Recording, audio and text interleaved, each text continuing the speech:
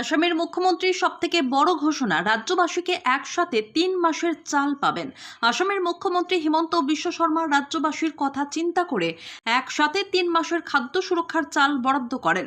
মুখ্যমন্ত্রীর Facebook page থেকে রাজ্যবাসীকে জানিয়ে দেওয়া হয় এই খবর। জাতীয় খাদ্য সুরক্ষা আইনের অধীনে জুন, জুলাই, আগস্ট এই ৩ মাসের চাল বরাদ্দ করা হয়েছে।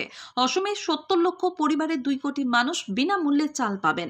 ১ জুন থেকে ২০ জুনের মধ্যে ন্যায্য মূল্যের দোকান থেকে নিজের চাল নিয়ে যাওয়ার জন্য মুখ্যমন্ত্রী বলেন, যদি কোনো ন্যায্য মূল্যের দোকানদার আপনাকে জনপ্রতি ৫০০ গ্রাম বা ১ কিলো করে চাল কম দেয়, তাহলে আপনি চাল সংগ্রহ না করে মুখ্যমন্ত্রী এবং জেলা শাসককে জানাতে পারেন।